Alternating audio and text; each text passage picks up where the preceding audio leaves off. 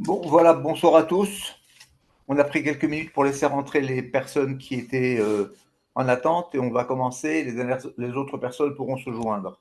Alors d'abord, je voudrais vous saluer au nom de l'Organisation sioniste mondiale, qui est l'organisatrice de ce Zoom.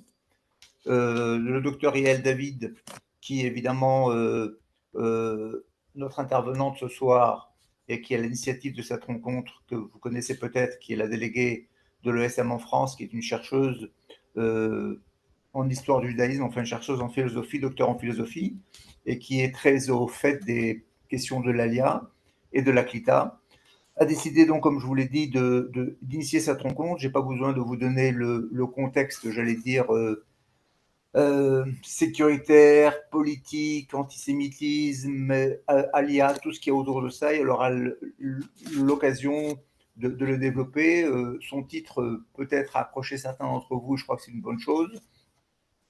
Avant de lui donner la parole, je voudrais saluer, nous avons énormément d'invités, énormément de personnes qui sont mobilisées ce soir pour être avec vous, en cette veille de Shabbat, en cette veille de Tisha B'Av, j'allais dire, avec un préavis très court, que ce soit Emmanuel Sion de l'Agent Juive, Ari Abitbol de OFEC, Sam Kadosh de l'UNIFAN, Uriel et Horit du ministère de l'Intégration, Edwige Choukrou, Nathalie Atlan, Ayala Blum, Patricia Hassoun, j'en passe, et beaucoup d'autres. Donc vraiment, il y a une équipe de professionnels qui s'est mobilisée ce soir, parce que nous savons que vous avez énormément de questions.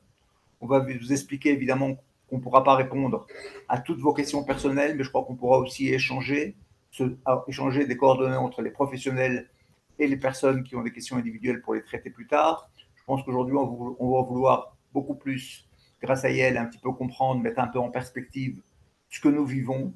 Je crois qu'il est temps de mettre le sujet de l'ALIA sur la table d'une façon franche et directe. Ça serait une erreur de notre part de tourner autour du pot. Il est important aujourd'hui, et c'est notre rôle en tant qu'organisation sioniste mondiale, de soulever face à la communauté juive de France.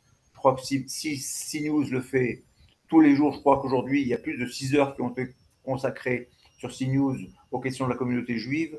Nous sommes nous-mêmes encore plus, j'allais dire, responsables de nous-mêmes et nous devons nous poser ces questions sur la table. Voilà, sans plus tarder, je passe la parole au docteur Yael David, délégué de l'Organisation sioniste mondiale en France et initiatrice de cette rencontre qui, j'espère, aura aussi des suites. Et c'est aussi notre but de continuer à être à votre écoute et à votre rencontre. Voilà. Merci bien. Bonne soirée.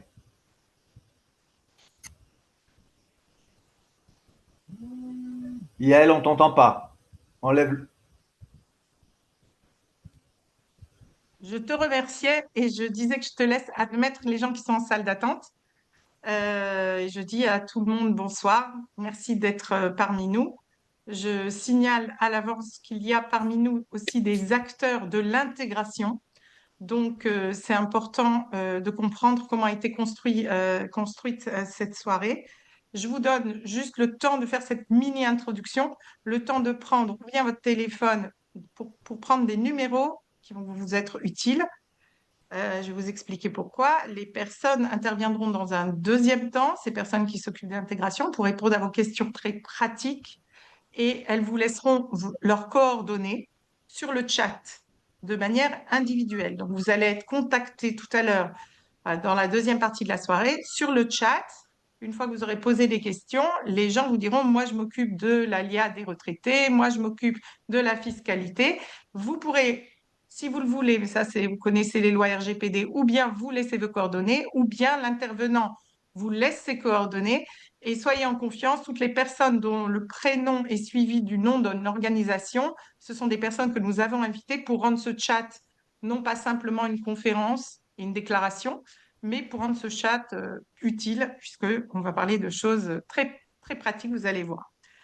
Donc voilà, comme le chat va se fermer, si vous avez besoin de prendre des numéros, et j'en donnerai moi-même aussi, il faudra que vous les récupériez avant la fermeture du chat. Sinon, bien entendu, vous contacterez l'OSM et on vous donnera tout ce qui vous manque. Alors, bonsoir.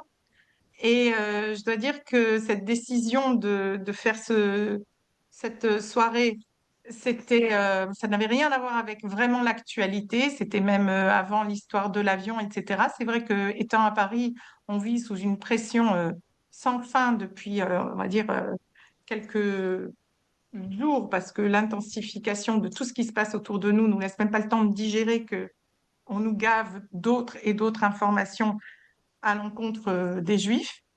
Et je vais commencer donc par expliquer mon titre. Alors, il y en a qui l'ont remarqué, il y avait un petit point d'interrogation, mais il y en a qui l'ont pris au sens où moi aussi je dis pourquoi ne pas faire son alia. Il y a des conditions requises pour faire son alia. D'abord, il faut être éligible et aussi, il faut savoir pourquoi on fait son alia. Donc, si vous le permettez, je vais diviser la soirée qui donc va durer à peu près jusqu'à 8h15. Je vais la diviser en deux. Une première partie où j'interviendrai uniquement pour vous présenter ce que moi je pense doit être la réflexion en amont de l'ALIA. Et si cette réflexion n'a pas lieu, alors vaut peut-être mieux pas faire son ALIA quand on n'est pas prêt. Évidemment, il y a toujours la possibilité de faire une ALIA d'urgence, mais il n'y a rien d'urgent dans l'immigration, vous allez comprendre. Et d'un autre côté, il y a déjà beaucoup de questions qui m'ont été posées, auxquelles j'ai réfléchi. Je préviens d'avance que les acteurs qui sont là sur le chat, c'est les gens qui répondront à vos questions. Je suis Toshav Roser, j'ai déjà fait mes parents étaient israéliens, j'ai mes enfants, mais j'ai mes parents, etc. Moi, je ne vais pas répondre à ces questions. Et je dis une chose que je répète systématiquement. Toutes les réponses que vous recevrez au sujet de la pratique de l'ALIA. Qu'est-ce qu'il vous faut comme papier? Qu'est-ce qu'il vous faut comme signature? Autorisation, date, délai, tout ça n'est valable qu'au moment où on vous donne une réponse. Les lois changent, elles changeront encore. Et donc, ce que vous allez entendre aujourd'hui n'est valable qu'aujourd'hui. Je parle de la deuxième partie. Maintenant, j'en arrive à mon sujet. Pourquoi ne pas faire son ALIA?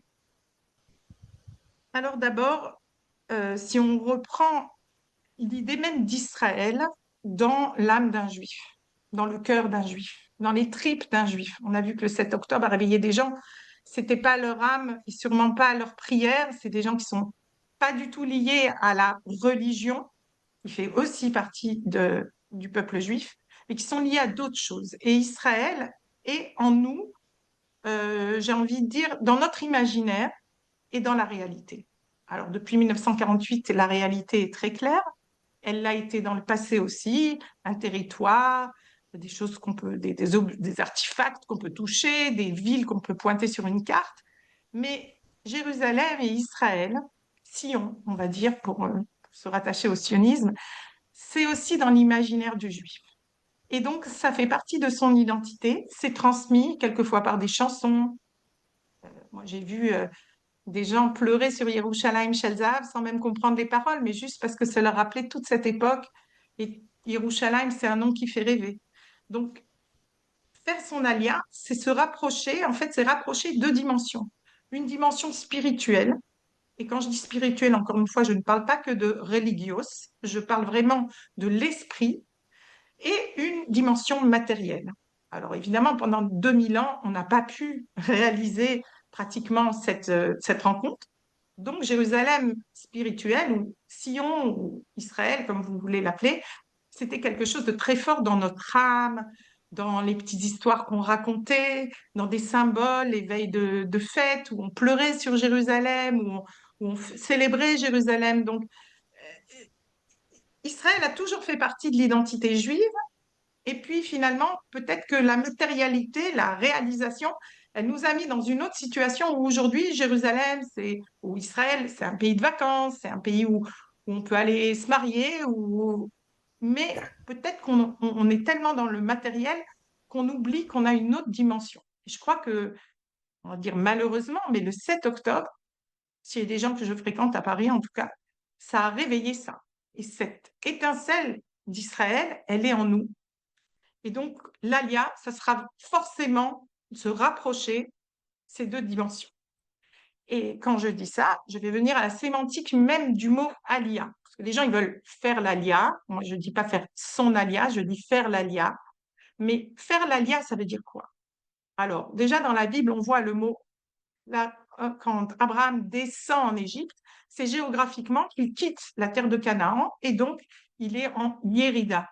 Et l'inverse de la Yérida, c'est la Alia. Donc, se diriger vers le nord, c'est forcément monter. Comme on dit, je monte de Marseille à Paris. Mais de Bordeaux. Salut les copains.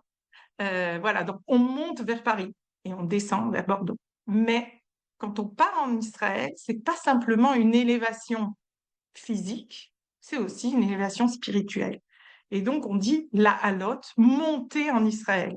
C'est un terme très particulier, mais pourquoi j'en parle? Parce qu'il doit forcément faire partie, encore une fois, où que vous le placiez, que ce soit d'un point de vue de vos prières, de vos souhaits, de votre si ça vous touche dans le cœur, dans l'âme ou dans les tripes, c'est pas très grave.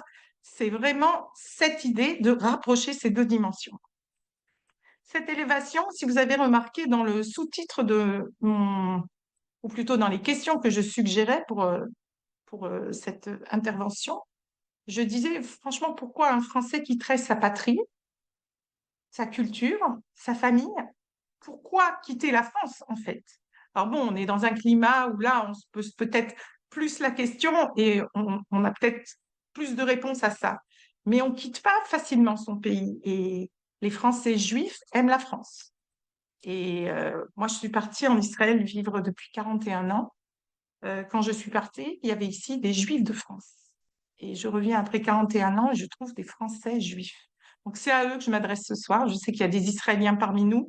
Peut-être que ces nomenclatures, elles ne vous touchent pas, mais je peux vous dire que une grande partie des personnes, surtout des personnes qui viennent de hameaux et de villages, qui sont vraiment des Français du terroir, des gens qui travaillent même la terre de la France, c'est leur patrie d'adoption pour certains qui sont pas nés ici, et c'est surtout leur culture, leur langue, etc.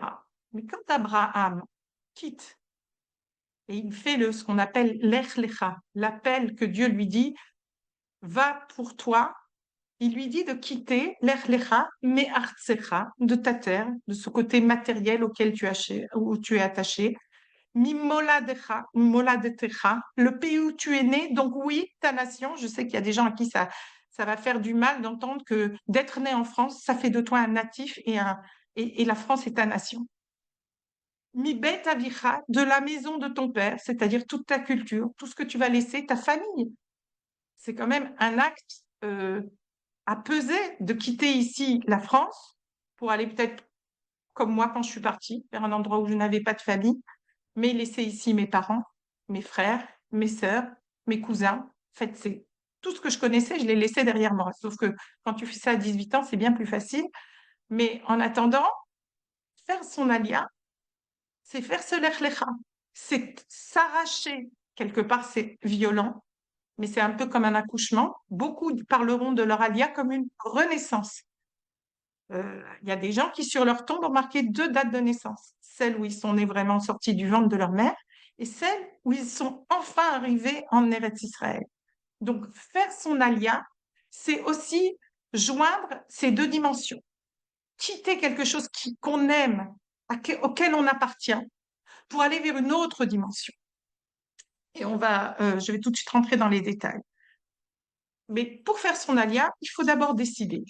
On veut ou on veut pas faire son alia. Je dis ça parce qu'on a plein de dossiers ouverts de gens qui voulaient, mais en fait, ils voulaient pas vraiment, puisque faire son alia, c'est aussi une procédure, on va en parler. Et donc, si on va pas au bout de la procédure, c'est que quelque part, on veut pas vraiment. Même si la procédure est fastidieuse et même si il faut quelquefois se battre pour obtenir certains papiers ou certaines preuves de judaïté ou autre. Donc, pour en arriver à savoir si on veut ou non faire son alia, déjà, on peut se reposer une question de jeunesse, parce que je sais aussi l'âge des participants. Je ne sais pas combien vous êtes, mais voilà, on a dépassé les 100. Bref, ça a existé un jour dans votre vie où vous vous êtes dit, oh là là, j'aimerais bien partir en Israël. Puis je ne l'ai pas fait, c'est pas grave. 70 ans après, quand on ne l'a pas fait, on peut toujours le faire. Mais est-ce que ça vous est arrivé un jour d'avoir cette envie? Pas cette envie de fuir, cette envie d'aller en Israël, cette envie de cette rencontre entre ces deux dimensions. Donc, si ça a existé, ça veut dire que quelque part, alors c'est pas de la procrastination, mais c'est quelque chose que vous avez reporté.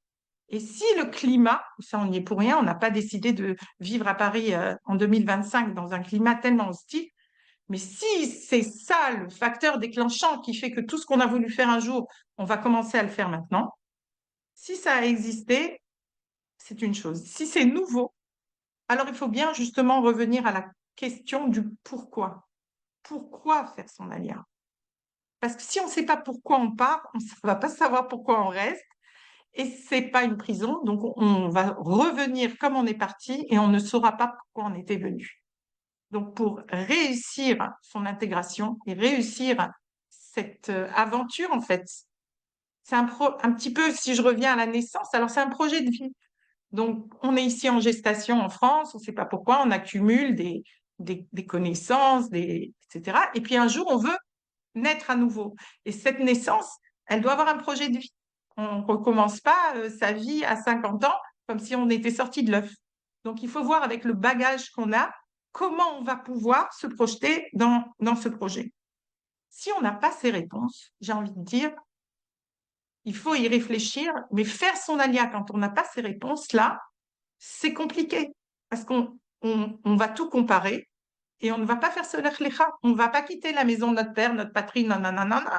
Et si on n'aime pas Israël, pour des raisons qui seraient peut-être aussi dans l'équation, on ne va pas s'en sortir. C'est une autre culture, c'est une autre patrie. Peut-être que c'est aussi notre patrie, on ne savait pas, mais on avait un père et une mère, voilà, notre matrie et notre patrie, je ne sais pas. En tout cas, si on quitte si on quitte la France pour aller vers un endroit qu'on n'aime pas, et ça je le dis pour les couples, puisqu'il y a des gens qui m'ont posé cette question, il faut y aller en harmonie. Quand on est en famille, il faut quand même, c'est peut-être plus l'un qui tire l'autre et les enfants qui suivent, mais il faut que tout le monde soit d'accord sur le projet. C'est un vrai projet. Je sais que peut-être qu'ici, en France, on ne se pose pas ce genre de questions, mais quand on veut immigrer, que ce soit aux États-Unis, au Canada, en Israël, il faut se poser ces questions. Est-ce que ça convient à tout le monde? Qu'est-ce qui nous attend là-bas? C'est une des questions que j'ai posées. Et ça, on va en parler dans la deuxième partie. Euh, je reviens maintenant à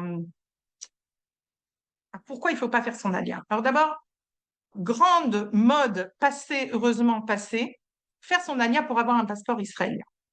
Je sais que le Covid a affecté beaucoup de familles, des gens qui n'ont pas pu aller à des mariages, à des enterrements, à des naissances, et des gens qui se sont sentis frustrés parce que juifs, et c'est leur État aussi, puisque c'est l'État juif, ne pas pouvoir aller rejoindre Israël. Et puis avec la guerre, et on l'a vu, on l'a vécu pour la première fois avec les 12 jours, la guerre d'Iran, on n'a même pas eu d'avion. Même les Israéliens ne pouvaient pas rentrer chez eux. Donc, si c'est qu'on croit que parce qu'on va avoir un passeport, on va faire son alia, non seulement c'est une grave erreur, mais c'est quelque chose qui risque de vous coûter cher, à vous et à vos proches. Parce qu'en faisant son alia, l'État d'Israël, en tout cas, considère que c'est vraiment un juif qui rejoint, un juif ou un converti, qui rejoint le projet.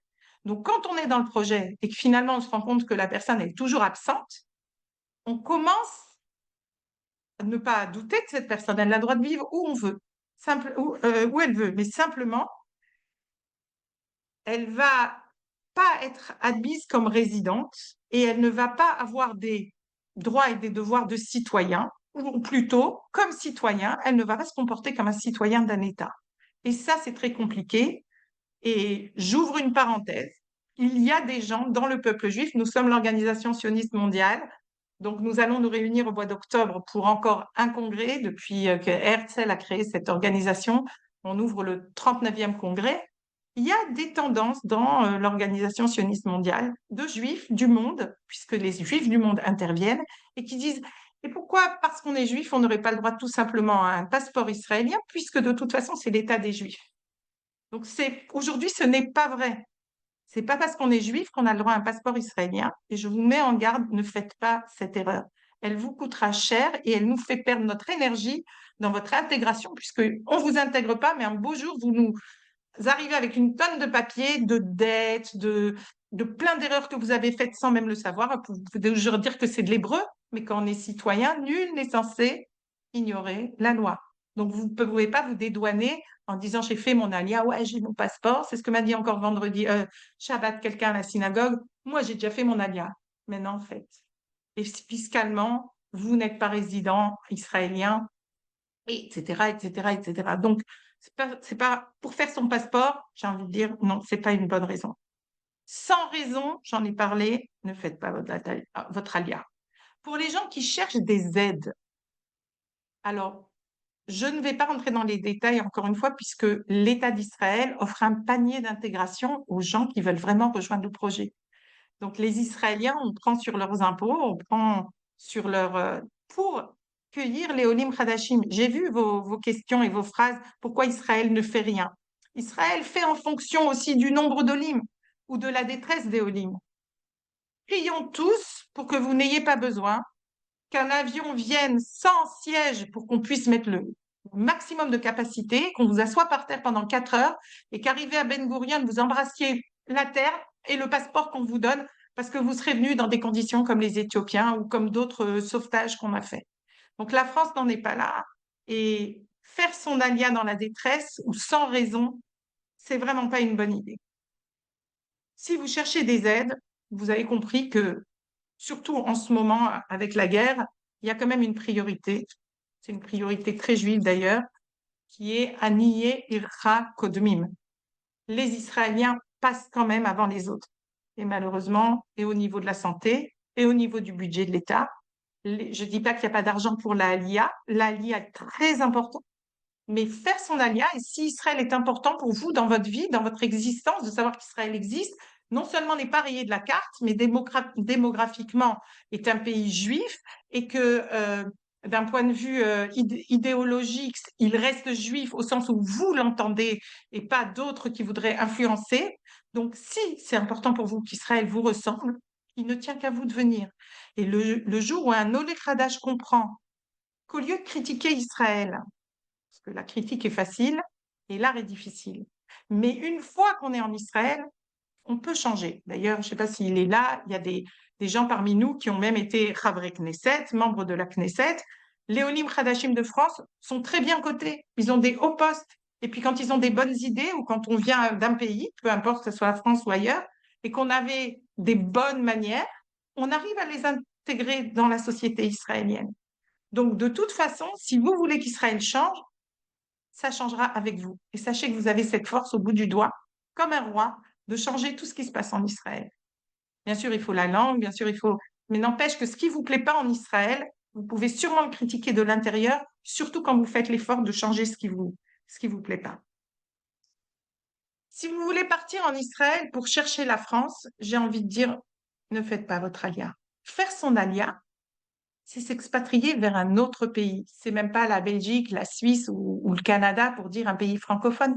C'est une autre culture. Vous avez compris que depuis 1948, Israël a accueilli des millions de personnes de cultures différentes qui forment évidemment la mosaïque que vous connaissez. Alors, il y a des petits coins de France. Il y en a depuis déjà le 19e siècle, l'Alliance israélite, d'autres organisations qui se sont implantées en Israël, qui ont réussi même à mettre la French Touch de le cœur des mamans, si j'y pense, la tête, voilà, des belles organisations qui ont été montées par la French Touch. Mais en Israël, on doit se comporter à Rome, comporte-toi comme un Romain. Ben, en Israël, on est là pour devenir israélien. Et je vous rassure, on sera tous, toute notre vie, des Olim Hadashim. Les Israéliens, ça sera nos enfants. Parce que c'est comme ça. Parce que ça nous plaise ou non, pour certains à qui ça ne plaît pas quand je dis que la France est notre patrie, mais on est né dans c'est notre père. Donc automatiquement, on a toutes ces qualités et c'est notre nation, c'est de là d'où on vient et on va vers autre chose. On va peut-être quelque chose de beaucoup plus profond, de beaucoup plus peut-être spirituel. Mais en attendant, cherchez la France. Bon, vous la trouverez peut-être à Natania. Je dis pas, il y a des gens ici qui ont passé les 80 ans, c'est très difficile d'apprendre l'hébreu, c'est très difficile aussi de s'adapter à une culture. Et puis, vous avez des habitudes de 80 ans de France.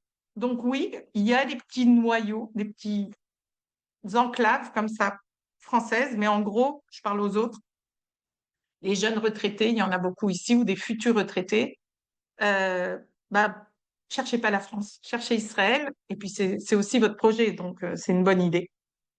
La question, qui peut faire son alia? Alors, qui peut faire son alia? Ben, déjà, tous ces gens qui savent pourquoi.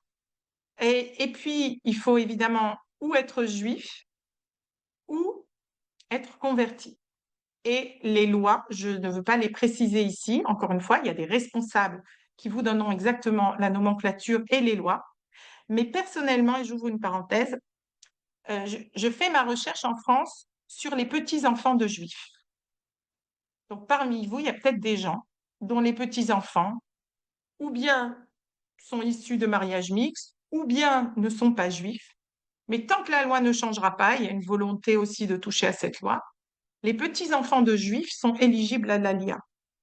Les conjoints non juifs, pour répondre à une personne, partent avec leur mari.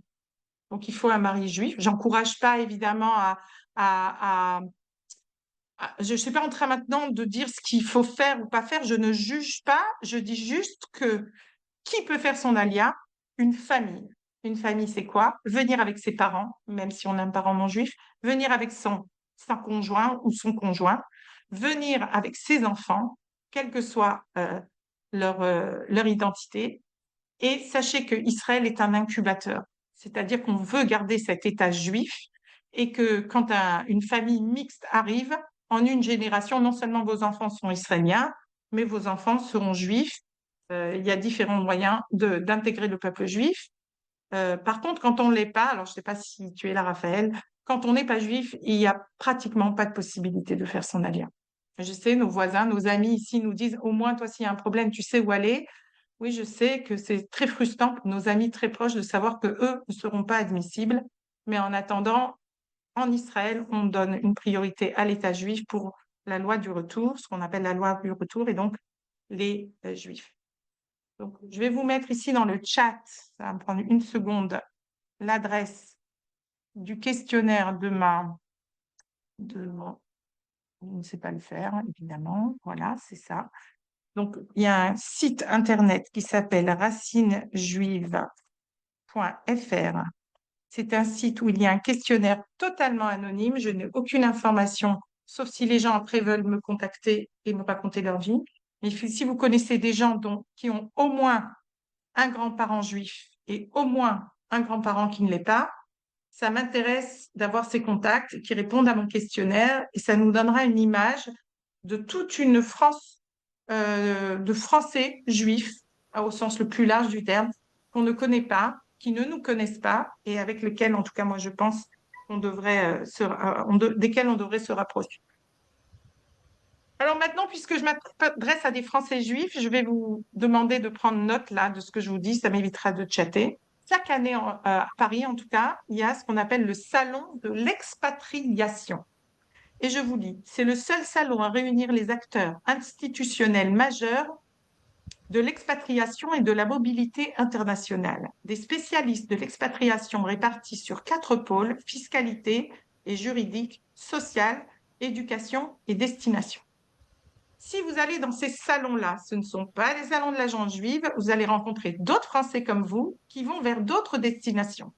C'est très important quand on est citoyen français de respecter le pays que l'on quitte et surtout si vous voulez garder, évidemment, et vous y avez le droit, votre nationalité. J'ai envie de dire, vous y avez encore le droit, puisque vous savez très bien que certaines tendances politiques en France se verraient un plaisir de retirer la nationalité aux Français qui se sont expatriés à partir d'une certaine période. En attendant, pour l'instant, on peut vivre avec 2 nationalités, française et israélienne. Donc, vous deviendrez israélien du jour au lendemain quand vous arriverez en Israël et qu'on vous donnera la nationalité, mais vous allez quitter la France. Et les 4 pôles que propose ce salon sont très importants, surtout pour les personnes qui s'approchent de l'âge de la retraite, parce que vous allez quitter un système fiscal que vous connaissez, système de santé, etc. Et c'est important pour moi, je pense que c'est la moindre des choses. Moi, si j'avais voulu m'expatrier vers n'importe quel pays, je me serais d'abord renseignée sur ce que ça veut dire quitter la France. Et ça, c'est les Français qui vont vous l'expliquer. Historiquement, Herzl, lui, il avait pensé à cette solution, donc de faire partir les Juifs dans son projet sioniste et les envoyer. Et il avait vu, et là j'ouvre une parenthèse historique, mais je pense qu'elle est importante pour la réflexion. Herzl avait dit, ce n'est pas les nantis qui partiront, ce sont les juifs pauvres, ceux qui n'ont plus rien à perdre, puisqu'on est fin du 19e siècle et les pogroms s'enchaînent et les juifs débarquent avec leurs ballots et leurs haillons. Ils font honte aux juifs qui sont déjà intégrés, qui parlent la langue, etc. Et Herzl, avec son projet, se dit, de toute façon, ils ne viendront pas tous en même temps, mais sûrement pas bouger des cailloux. Donc les premiers qui viendront, ce seront les pauvres, les gens de la basse classe. Et eux, ils construiront des routes, ils construiront des maisons, ils construiront les infrastructures. La middle class suivra. Et quand la middle class se sera installée, les riches arriveront. Je dois dire qu'Herzl ne s'est pas trompé. Les premières années de l'État d'Israël, je reviens un petit peu même avant la création de l'État d'Israël, bien entendu aussi les rescapés de la Shoah, des gens qui n'avaient rien à perdre, qui venaient là, à qui on a fait des cadeaux en fait. Ils sont arrivés, on leur a dit voilà un lopin de terre, tu vas le travailler, il est à toi, mais c'est à toi de t'en occuper. Aujourd'hui, personne ne va vous offrir un lopin de terre. Et ces gens qui sont venus, qui ont construit le pays pour que vous arriviez directement à garer votre voiture sur une vraie route, ben ces gens-là, ils ont risqué les risques des premiers jours, mais ils vous ont préparé le terrain. Et on peut peut-être leur rendre un petit peu hommage. Donc, Marcel avait vu ça comme ça, il avait vu autre chose aussi. Il avait dit, si tous les Juifs, d'abord les Juifs doivent être redevables des pays qui les ont accueillis, parce que même si on a été ballotté, il y a toujours un pays qui, à un moment ou à un autre, nous a accueillis. Peut-être qu'après, on a quitté ce pays avec tant de morts derrière nous, mais on a avancé, mais on est allé d'un pays à l'autre. Donc, il disait qu'il fallait être redevable vis-à-vis de ces Juifs. Tout ce que je vous dis, c'est dans l'État juif, donc dans son projet pragmatique, pas dans son livre utopique.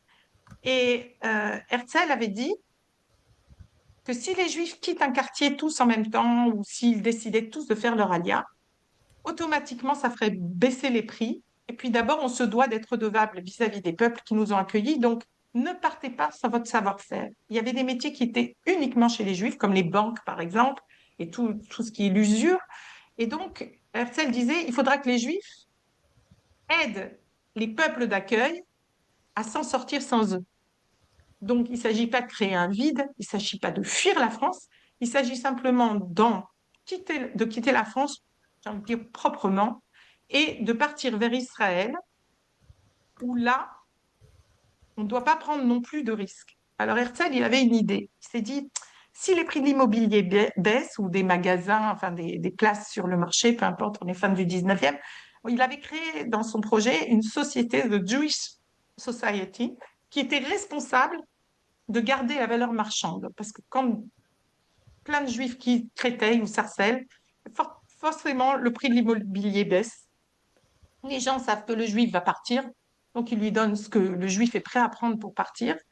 Et ça crée vraiment une bulle et un danger, j'ai envie de dire, financier, qui peut être aussi un frein à l'alia. Donc il faut en être conscient. Personne ne va dire à son voisin, attends que je parte et moi je pars, toi tu partiras après. Ça, c'est pas quelque chose qu'on peut régler entre nous, mais il faut en être conscient. C'est-à-dire que s'il y a une grande vague d'aléas, fatalement, il peut y avoir un risque que Herzl, en tout cas, avait appréhendé. Et si je vous dis ça, c'est simplement parce que dans votre expatriation, il va falloir aussi prendre en compte non seulement de ce que vous allez trouver là-bas, c'est la deuxième partie, mais surtout de ce que vous avez laissé ici. Si vous allez garder des affaires, il y a des gens qui vont vouloir garder un cabinet ici et travailler à distance dans certains métiers quand c'est possible. Tout ça, il faut être conscient. Par exemple, l'histoire des retraites.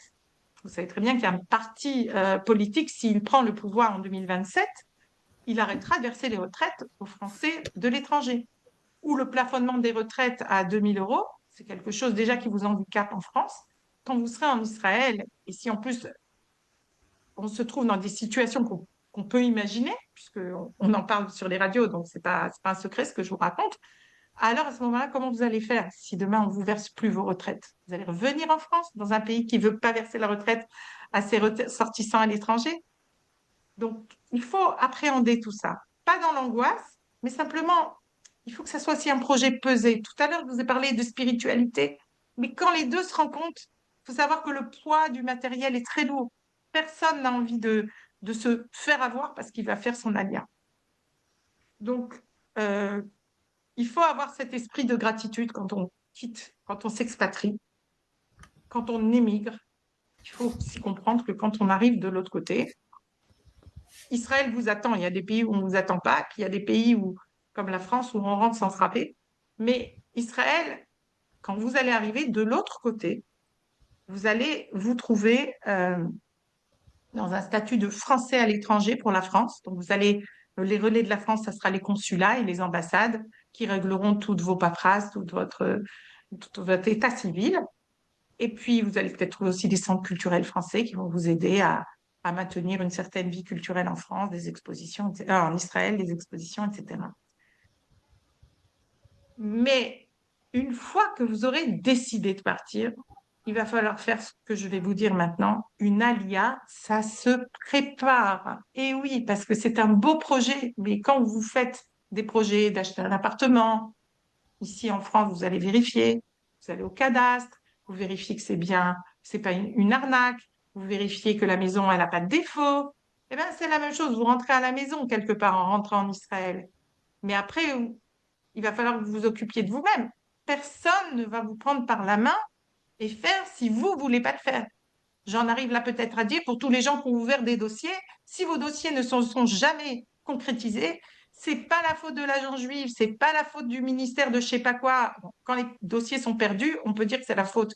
Mais tout est numérisé aujourd'hui, donc il n'y a plus de dossiers qui se perdent.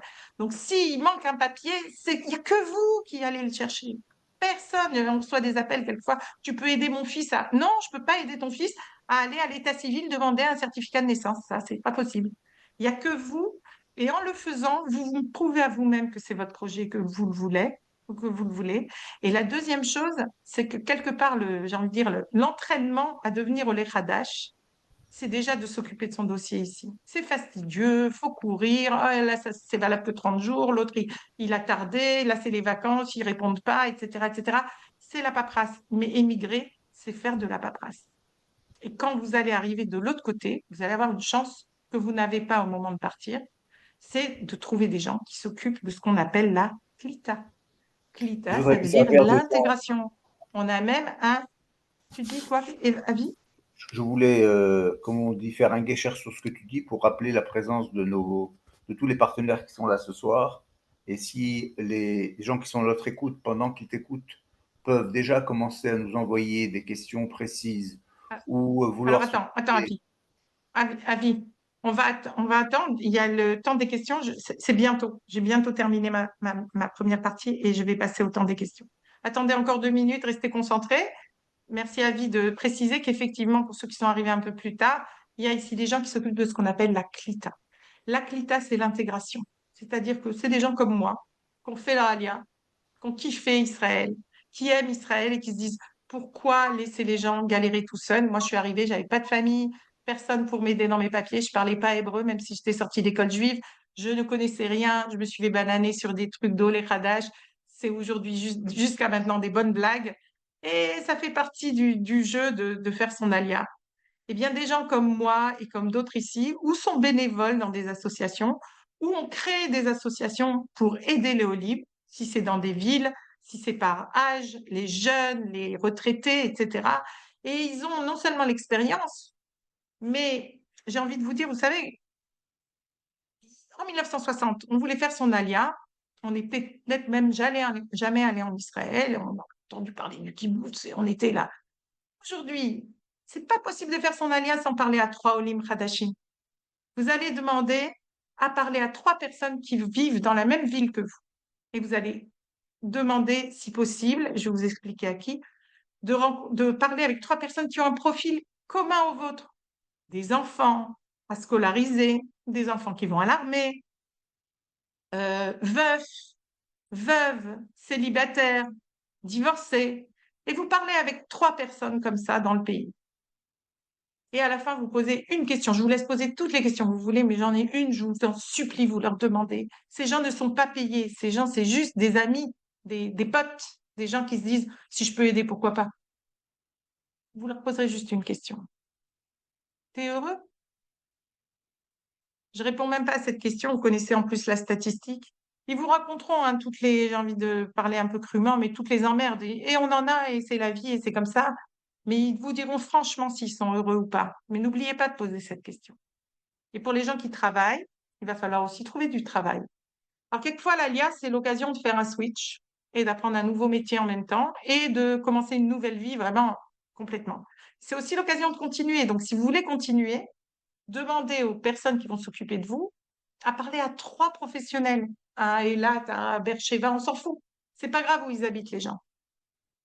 Demandez-leur comment ça se passe. Vous avez le vocabulaire, ils connaissent votre métier, vous connaissez le métier ici, ils connaissent le métier là-bas. Et une fois que vous aurez posé toutes les questions, vous n'oublierez pas ma question. Et en fait, professionnellement? T'es heureux? Et si c'est des femmes, hein, t'es heureuse, vous avez compris? C'est très, très, très, très important. Donc, on parle de la vie, choisir où habiter. On parle du travail. Pour les gens qui veulent travailler, qui ont des diplômes, les équivalences. Et là, je réponds à une question. Israël, c'est comme la France. Vous savez, les diplômes, c'est en général, il y a des accords entre les pays. Une licence et une licence. Mais en France, il y a beaucoup d'écoles privées. Donc, il y a un bureau chez Qualita, on va parler des acteurs, et il y a les bureaux qui s'occupent d'essayer d'obtenir des équivalences sur des métiers qui n'existent même pas en Israël quelquefois, ou alors des diplômes inventés en France. Et vous avez le même problème. Il y a des mechlalot en Israël qui inventent des métiers. Quand ils veulent se déplacer à l'étranger, ben, on leur dit, mais on ne connaît pas. Donc, c'est très grave. Mais simplement, ne reprochez pas à Israël ce que les autres font à Israël aussi, c'est-à-dire tout ce qui n'est pas des métiers bien définis et connus. Vous pouvez faire toutes les écoles que vous voulez, pris l'ENA, mais si c'est pas reconnu, c'est pas reconnu. Donc, il faut vous inquiéter des équivalences, sauf évidemment si c'est des métiers qui ne demandent finalement que des compétences et pas de diplôme. Euh, il faudra donc demander à échanger avec des locaux. Et là, je tiens à préciser qui sont les acteurs. Quand on veut faire son alia, l'agence juive, alors nous, on est l'organisation sioniste mondiale, on a accouché de 3 bébés. Le premier bébé, ça a été le KKL pour acheter des terres en Palestine, mandataire. Ensuite, on a cherché à ramasser de l'argent pour construire le projet sioniste. On a créé le Keren Hayesod. Et enfin, on a créé l'agent juif pour faire venir les juifs. Et jusqu'à maintenant, l'agent juif, son rôle premier en tout cas, c'est d'être le relais entre l'administration israélienne et les Olim Hadashim. Les gens qui veulent prétendre à l'Alia doivent répondre à plein de questions. Au moment où je vous parle, il y a un Zoom en parallèle avec 300 autres personnes qui veulent faire leur Alia, auxquelles on répond à ces questions. Donc, vous aurez des Zooms avec l'agent juif.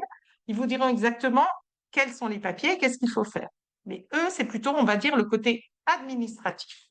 Ensuite, vous avez ce qu'on appelle au ministère de l'ALIA et de la CLITA, on a ce qu'on appelle les mélavim. Les mélavim, ça veut dire comme Mélavé Malta, c'est des accompagnateurs, d'accord? Et ces accompagnateurs, ils viennent régulièrement en France, c'est une douzaine de personnes qui parlent français, qui prendront des rendez-vous personnalisés avec vous. Parce qu'avec tout ça, chacun ici est un roi. Et il a le droit à ce qu'on lui donne un service particulier. Il y a des gens ici qui ont été malades du cancer. Je vous réponds, oui, on peut partir avec une maladie en Israël. Est-ce qu'on peut partir? Il y a un âge limite? Non, il n'y a pas d'âge limite. Mais évidemment, quand on veut partir avec ses vieux parents de 94 ans, il faut rencontrer le Mélavé et il faut être sûr aussi que la personne est saine d'esprit pour dire aussi qu'elle aussi a envie de partir. Et donc, ça, c'est des questions qu'on se pose tous. Qu'est-ce qu'on fait avec nos enfants? Qu'est-ce qu'on fait avec nos parents? Et moi, je peux vous dire une chose. Une alia réussie, c'est un pôle attractif. Si vous avez réussi en tant que parent, vous avez de la peine de laisser ici vos enfants, vos belles-filles, vos gendres, vos petits-enfants. Est-ce que vous verrez pour les fêtes? Vous n'allez pas les voir grandir tous les jours. Si vous réussissez votre alia de grands-parents, vos petits-enfants vous rejoindront. À l'inverse, vous êtes étudiant, vous décidez de faire votre alia, vous laissez derrière vous des parents et des grands-parents. Vous inquiétez pas, c'est le vécu de plein de gens autour de nous. Nos parents nous rejoignent, nos grands-parents nous rejoignent. Malheureusement, j'ai envie de dire, ils s'éteignent en Israël, mais au moins ils ont la chance d'y avoir vécu. Et là, je le dis parce que je le répète, on ne se bat pas et on n'a pas créé un État pour créer le plus grand cimetière juif du monde. Venez y vivre. C'est un pays où la vie, en plus, vous le savez très bien, c'est une valeur, l'echaim, mais vraiment. Donc n'attendez pas. Venez même très tard, 90 ans, c'est bien aussi. Mais ne venez pas les pieds devant. Je ne parle même pas de la sainteté de la terre d'Israël, je dis juste que c'est un beau projet et vous y avez le droit. Vous avez le droit de devenir acteur du projet. C'est pas simplement devenir en Israël consommateur. Vous allez devenir acteur fatalement, rien démographiquement. Et vous savez très bien qu'aujourd'hui, Israël a besoin de vous. C'est pas simplement vous qui voulez réaliser votre projet. Vous rejoignez aussi le projet sioniste et le projet de l'État d'Israël. Euh, Après, comment on réussit son alia? Eh bien, quand vous allez arriver, il va y avoir ces acteurs donc de l'intégration. Parce que faire son alia, c'est jusqu'au moment où on atterrit. Et quand on atterrit, on est israélien. Et en plus, il faut réussir. Comment on fait pour réussir? Eh bien, on prend des compagnons de voyage. Vous avez tous ces bureaux, toutes ces associations qui sont là ce soir avec nous et qui vont pouvoir vous aider. Mais avant que vous posiez vos questions, je voudrais encore vous dire quelque chose d'un petit peu spirituel. Israël est un peu un pays des miracles. Parce que si vous demandez à un Israélien qui a une belle voiture combien il a sur son compte en banque, vous n'allez pas comprendre comment le gars il vit. Et pourtant, il vit à l'aise. Quand on lui pose la question, t'es heureux? Il est heureux. Vous, vous êtes angoissé, vous avez vous avez emprunté, vous avez, tout ça, ça vous perturbe. La dette nationale de la France, c'est des choses qui vous inquiètent. En Israël, la dette nationale d'Israël, d'abord, on n'en a pas tellement, mais elle ne nous inquiète pas. On vit pas avec ces inquiétudes-là. Il y a vraiment une très, très grande différence. Donc, en Israël, quand on a la bracha, on le sent. Même si on doit manger que du pain et de l'huile, celui qui est heureux, il est heureux. Et le bonheur, ça s'achète pas avec. D'abord, ça se fait soi-même. Vous pouvez pas demander à quelqu'un, aide-moi à faire mon alia. Non, aide-toi. Vous connaissez la suite, le ciel t'aidera. Mais j'ai envie de vous dire, on est à veille de Tisha B'Av. Alors, pour les gens qui pensent que Tisha B'Av, c'est aussi la destruction du temple, la première faute de Tisha B'Av, on la connaît, elle est marquée noir sur blanc dans la Torah. C'est quand les explorateurs sont revenus d'Eretz Israël et que 10 sur 12 ont démoralisé le peuple. Et là, Dieu s'est mis en colère et pendant 40 ans, on a tourné en rond. Non seulement on a tourné en rond, mais toute la génération du désert est morte dans le désert et c'est une nouvelle génération qui est venue en Eretz Israël. Ça, c'est la faute du Tisha B'Av. Et ça, c'est la faute, puisque vous avez pleuré pendant 40 jours, vous pleurerez maintenant pendant des générations. C'est marqué. C'est pas quelque chose, c'est pas une imagination, c'est vraiment ça. Si ça vous plaît pas, vous pouvez changer. Et si ça, vous n'avez pas de bracha, c'est la faute de personne. Il faut comprendre que il y a une espèce de quelque chose de magnétique, je ne sais pas expliquer ça autrement, mais quand les gens ont la bracha, ça se voit. Ils sont heureux, ils savent le dire. Et Samer Bechelko, qui est riche? Celui qui se contente de ce qu'il a. Donc, venir avec sa France, essayer de tirer au maximum ce qu'on connaît, on risque d'être déçu. C'est pour ça que je dis, ne cherchez pas la France. Cherchez à devenir l'Israélien qui est pépère, qui est heureux, qui aime bien faire son mangal et faire ses grillades. Et non, il n'a pas besoin d'aller à Honolulu pour montrer son bronzage. Et ça, je ne sais pas comment le dire autrement parce que c'est quelque chose que il n'y a que quand on le vit qu'on arrive à comprendre que c'est un petit peu quand même pas logique. Et c'est ce qu'on appelle la bracha. Et évitez les on m'a dit. Si vous voulez faire votre alia, renseignez-vous. Il y a des panneaux indicateurs et vous allez là où il y a des vraies réponses. Le on m'a dit, il paraît que si tu fais comme ci, si tu fais comme ça ne crée que des problèmes. Et tous les acteurs de l'intégration vous le diront. On perd notre temps avec des gens qui ont fait n'importe quoi. Nous, on n'est pas là pour manipuler les gens quand on les aide à s'intégrer.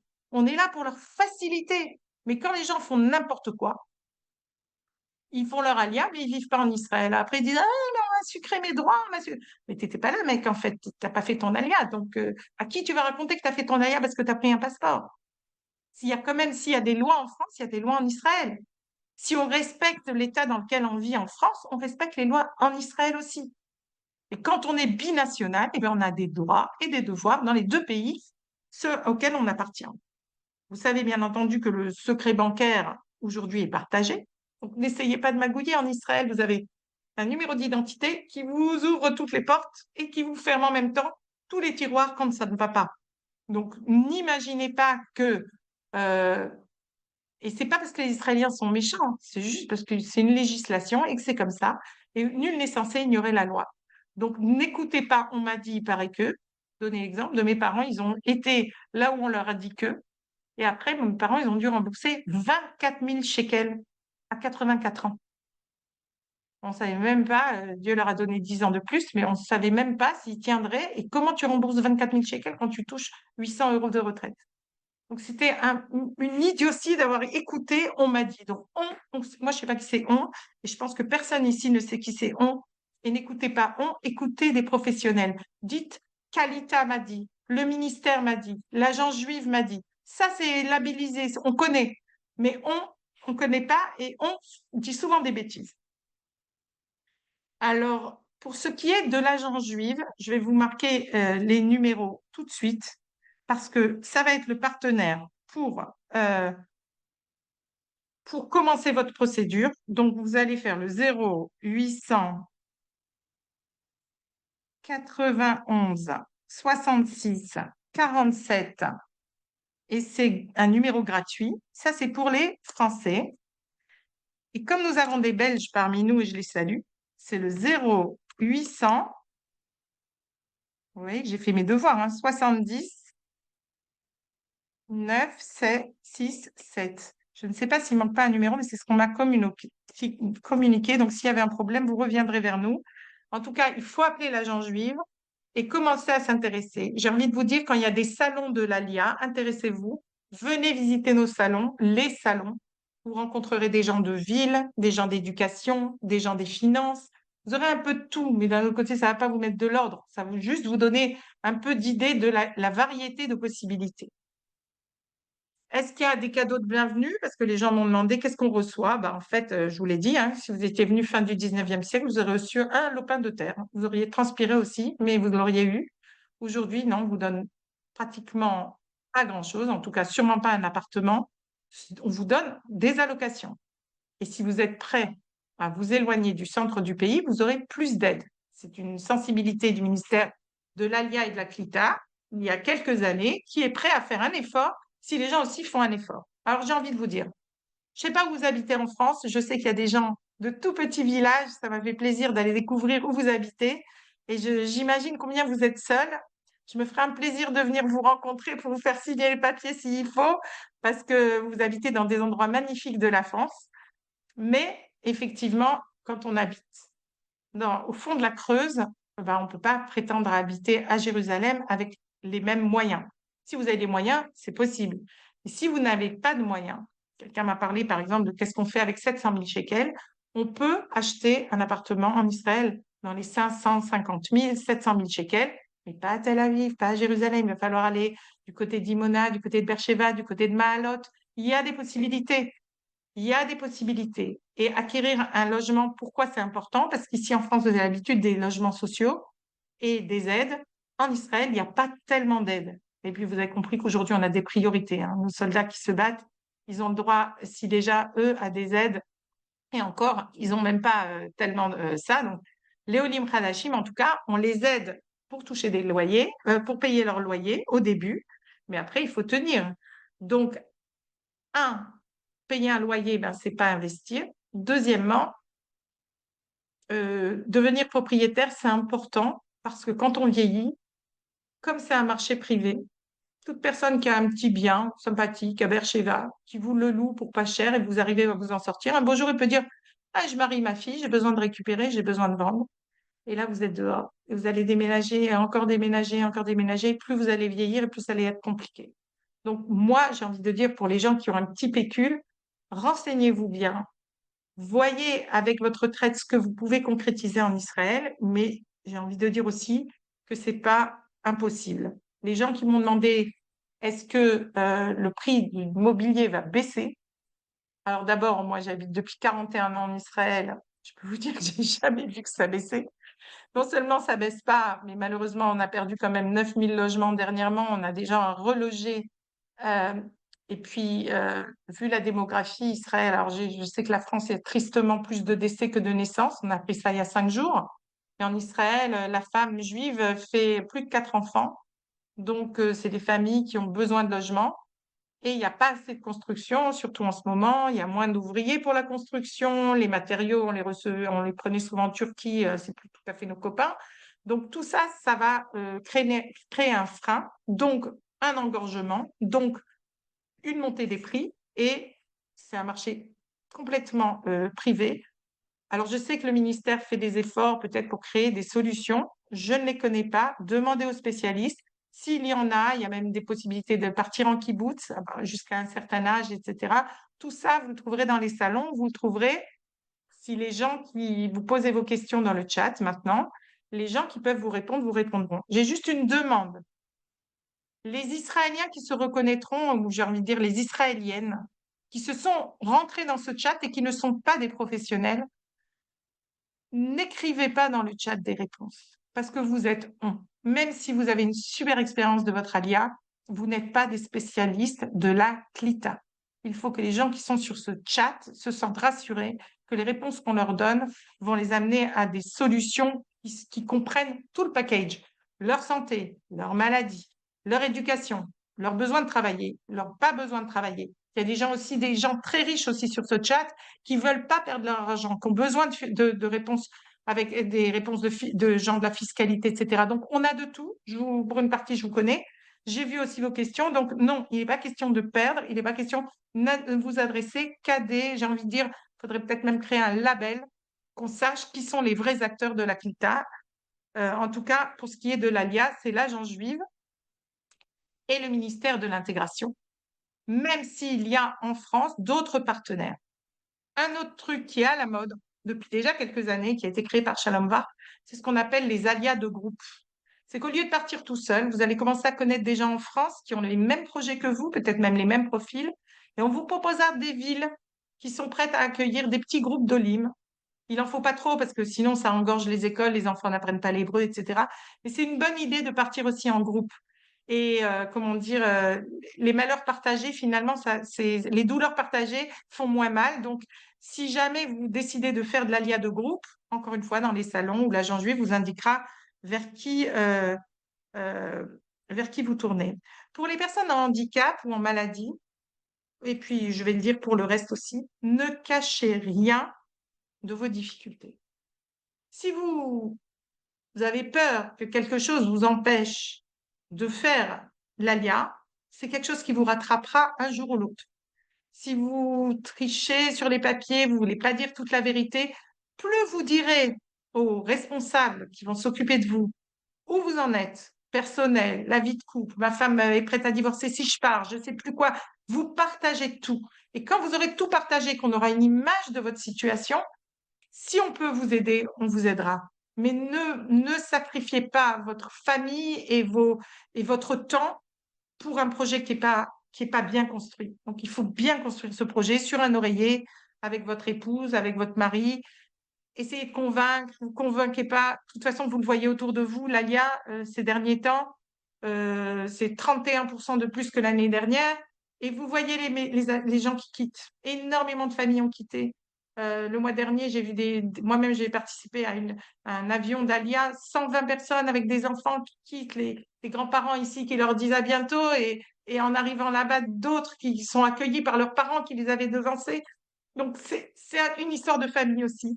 Donc, j'ai envie de vous dire, posez-vous. C'est un beau projet, c'est un vrai projet, c'est le projet de votre vie, la vraie vie, celle qui joint le haut et le bas. Maintenant, vraiment, allez-y, posez des questions. J'invite vraiment nos partenaires à répondre. Moi-même, je vais prendre quelques questions si, Avi, tu veux bien m'en soumettre. Mais encore une fois, pas les questions techniques.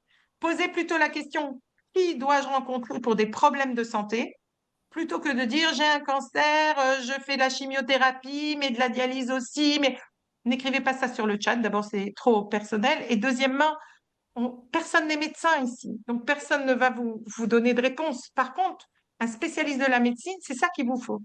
Spécialiste du logement, un spécialiste de l'éducation. Vous avez ici des gens qui sont spécialistes et écrivez vos questions, ils vous reprendront en privé. Là, je m'adresse aux Mélavim ou aux personnes de la CLITA. Répondez aux gens, surtout ne répondez pas des réponses complexes, on est en Zoom, donnez vos coordonnées. Et je sais qu'il y a les lois RGPD, donc acceptez aussi d'être rappelé par des gens de l'ALIA et de la CLITA. J'ouvre là une parenthèse. Si vous n'êtes pas en confiance, appelez l'OSM et demandez si c'est bien vrai que, pas donner un nom là, mais si, il ne va pas se vexer, mon copain, Sam Kadosh, il est vraiment responsable de l'AIA des jeunes. OK?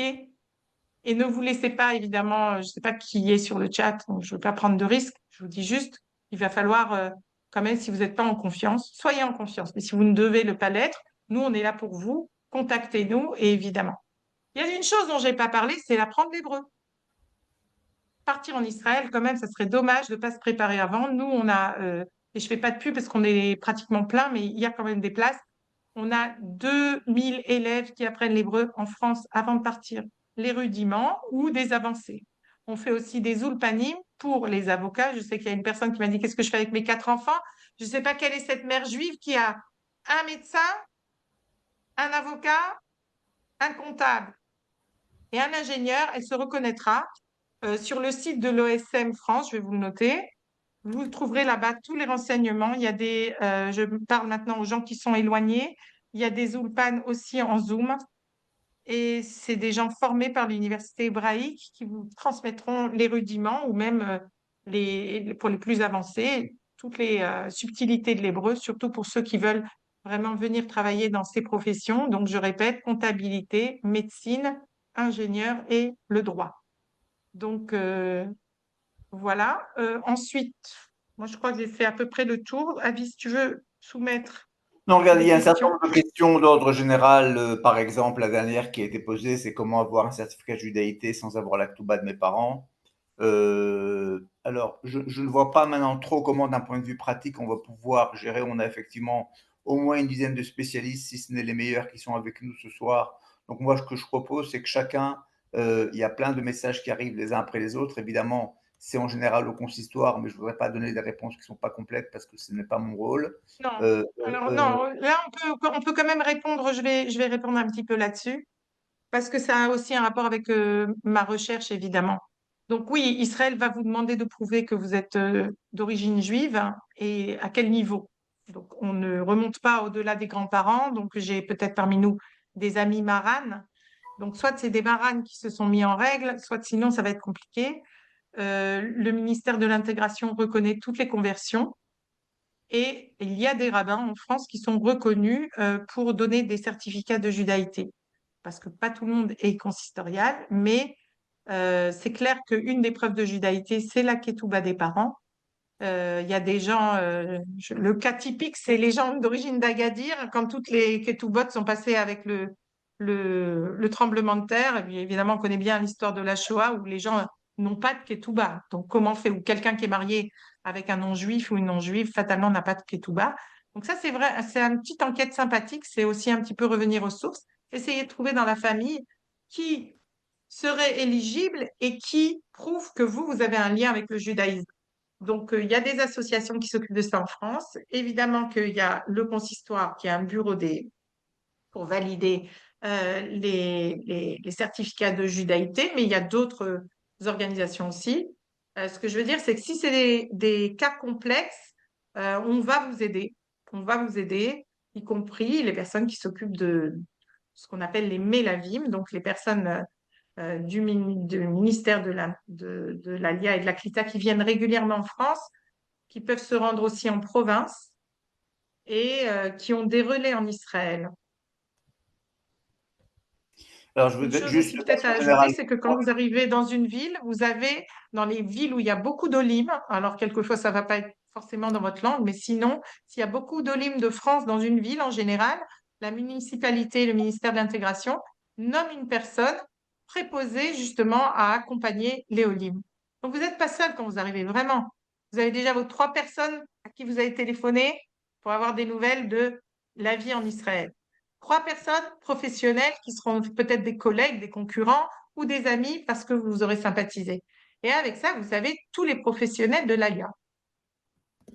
Je voudrais dire que moi, je pense que la formule, je vais répondre à une ou deux questions qui touchent directement à mon travail, mais je crois que la meilleure formule serait que nous engagions dans les jours qui viennent, si nous pouvons, au moins vous envoyer les coordonnées des professionnels qui étaient présents aujourd'hui. On peut les faire suivre au groupe des gens qui sont inscrits et à ceux qui ont participé, à ceux qui n'ont pas été, puisqu'on a eu, entre les gens qui sont rentrés et sortis aujourd'hui, environ 130, 140 personnes qui étaient là aujourd'hui. C'est à peu près ce qu'on avait prévu sur 280 inscrits. C'est en général la résolution que nous avons de 50% de participants. Donc moi, je me propose que les 10 professionnels qui étaient avec nous aujourd'hui, avec une phrase sur chacun d'entre eux, soient envoyés à tous les participants pour pouvoir leur permettre de les recontacter directement. Chacun choisira s'il veut nous donner son WhatsApp ou son mail.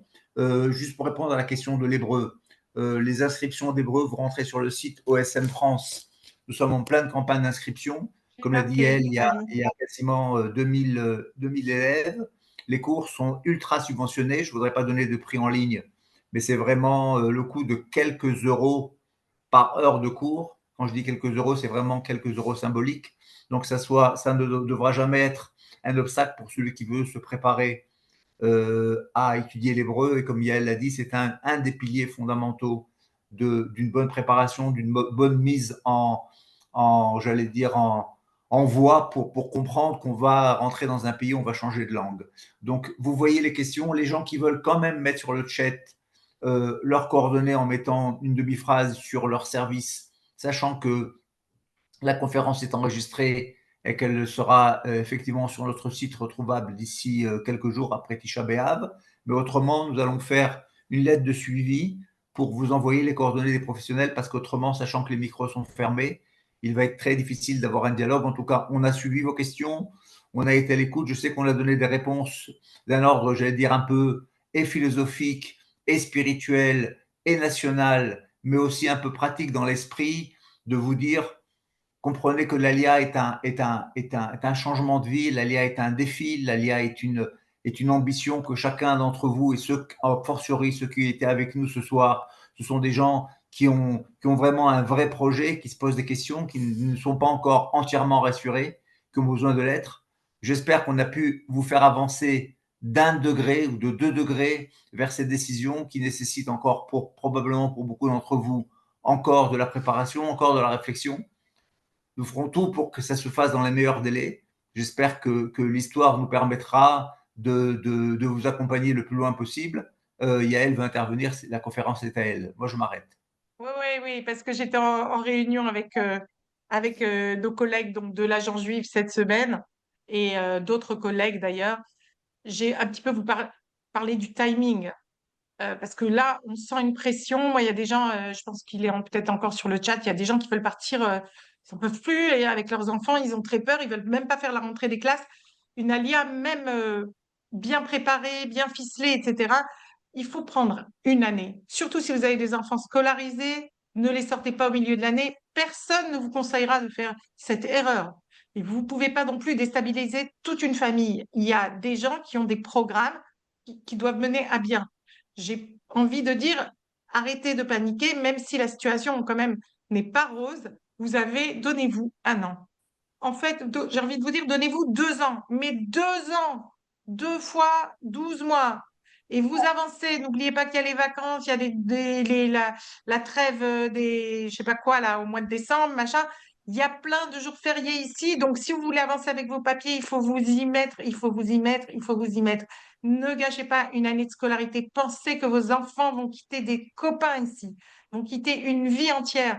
Vous aussi, vous allez quitter des amis. Donc tout ça, il ne faut pas que ça soit violent. Si c'est violent parce qu'on n'a pas le choix, on va tous le faire. On est capable. On l'a fait pendant 2000 ans. Mais évitons ça et prenez les devants. Essayez de poser toutes les questions et trouvez les bonnes réponses. On est là pour vous et on vous donnera d'autres rendez-vous pour parler et de la spiritualité de l'ALIA, j'ai envie de vous dire, et aussi de la concrétisation. Et j'espère en tout cas que mon intervention vous a aidé. On est sur un temps très compliqué. Le mois de septembre s'annonce maussade, si je peux me permettre la blague pour ceux qui comprennent. En attendant, voilà, on va dire que Dieu fasse qu'on arrive sereinement à Rosh Hashanah. On va souhaiter aussi le retour des otages, la paix pour Israël et si on pouvait revenir à un petit peu de sérénité et qu'en tout cas votre alia continue à être le projet de votre vie. La vie, c'est très court. N'attendez pas. Profitez de cette réflexion. Vous avez tout l'été, les doigts de pied au soleil, si vous avez du soleil. Moi, j'en ai pas trop à Paris. Mais en attendant, profitez d'y réfléchir. Et moi, personnellement, Yael David, je suis à votre entière disposition pour des réflexions. Demain matin, j'ai un couple qui vient me rencontrer pour justement débattre de ces sujets. Vous m'avez demandé comment convaincre. Je ne sais pas si je suis la personne la plus habilitée à convaincre. Pour ceux qui ont des rabbins, ben, demandez-leur. Pour ceux qui ont des amis qui sont partis, demandez-leur. Mais vraiment, j'ai envie de vous dire, soyez heureux et je vous souhaite vraiment de vivre cette expérience. Donc, c'est plus une affirmation, c'est pourquoi ne pas faire son alia? Je vous pose la question. Merci. Et Shabbat Shalom. Toda Rabba Yael, merci à vous tous, merci à tous les partenaires qui sont mobilisés, merci surtout à vous, nos chers auditeurs. J'espère que nous allons continuer à être en contact et je vous promets en tout cas de reprendre contact en courant de semaine prochaine pour vous transmettre les informations que vous nous avez demandées. Shabbat Shalom à tous, à bientôt. Avis, on garde le chat, nous, ou il disparaît? On garde tout. On garde tout, super. Ok. Les Itraot. On commence par ça. Shalom, shalom.